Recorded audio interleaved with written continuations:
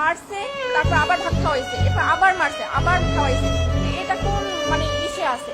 মানুষকে তো এরকম মাইরে ফেলায় না। সে যদি একটা খুনিও হইতে পারে, তাহলে তো এরকমের জীবন তো মাইরে ফেলাইতে পারে না। বলেন, ওরা প্রশাসনের কাছে দেন, কিন্তু ওরা ওরা মাইরেন না। নিতে হলে টাকা দিতে হবে 35,000। 35,000 টাকা দিয়ে ছাড়াই নেন, নাহলে আমরা ওরা ছাড়বো না, ওরা আরো মারবো। ফ্যামিলির কেউই নাই একটা মানুষের। আমার আপনার কি যদি এরকম থাকতাম, তা আমরাও একই পথের প্রতীক হইতাম। যে মা বাবা ভাই বোন কেউই নাই। মূলত 11টার দিকে আমার বাবাকে ফোন দেওয়া হয়েছে, রাত 11টার সময় ফোন দেওয়া হয়েছে, আপনি কি তোফাজ্জেলের মামা?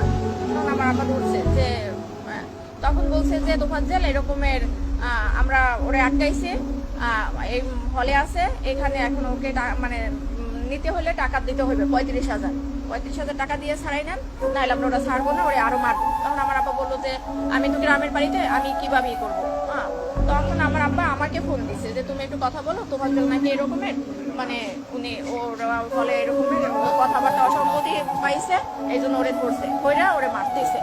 তখন আমি ওই লোককে ফোন দিছি যে ভাই এরকম আমি তো ফাজ্জেলের মামা, তো ওরা ওরে কেন মারতেছে? তো বলতেছে যে ও আমাদের হলে ঢুকছে বা ই করছে। তা আমি বলছি যে ভাই দেখেন, ও পাগল মানুষ, ও যদি কোনো একটা অন্যায় করতে করে তাহলে আপনারা প্রশাসনের কাছে দেন, কিন্তু ওরা ওরে মাইরেন না।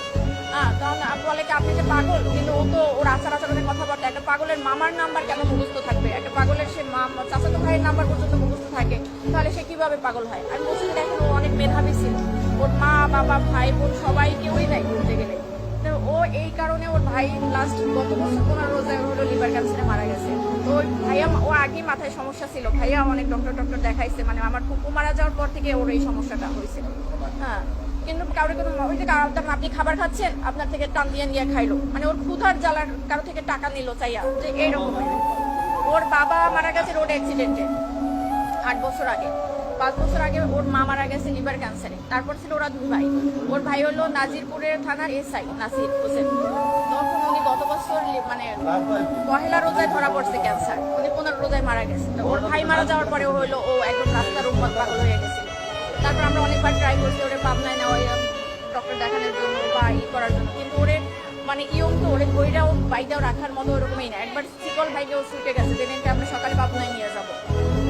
এখন কালকের এই অবস্থা। পরে হলো ওই লোক, আমি ফোন দিচ্ছি পর উনিও আমাকে সেম একই কথা বলছে, যে মানুষটা 4 বছর আগে থেকে পাগল, সে কিভাবে রাজনীতি করবে আর দলীয় বলতে কি? ও তো নিজের মানে পরনের কাপড়েও মাঝে মাঝে থাকতো না, তাহলে সে দলীয় করবে কি? মানুষকে তো এরকম মাইরে ফেলায় না। সে যদি একটা খুনিও হইতে পারে, তাহলে তো এরকমের জীবন তো মাইরে ফেলাইতে পারে না। বলেন, এটা কোন আইনে আছে আর কোথায় আছে?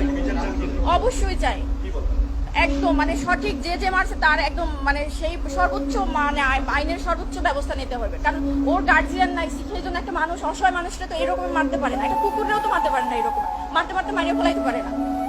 মারছে, তারপর আবার ভাত খাওয়াইছে, এরপর আবার মারছে, আবার খাওয়াইছে। তো এটা কোন মানে ইসে আছে? সে যদি কোনো একটা অন্যায় করতে পারে বা ওরা কথার অসঙ্গতি দেখায়, তো তারা সন্দেহ করছে, তাহলে তাকে থানায় দিয়ে দিত। তারে 3-4 ঘন্টা মাইরা তারপর আবার থানায় মানে একটা হসপিটালে ভর্তি করায় নাই, তাকে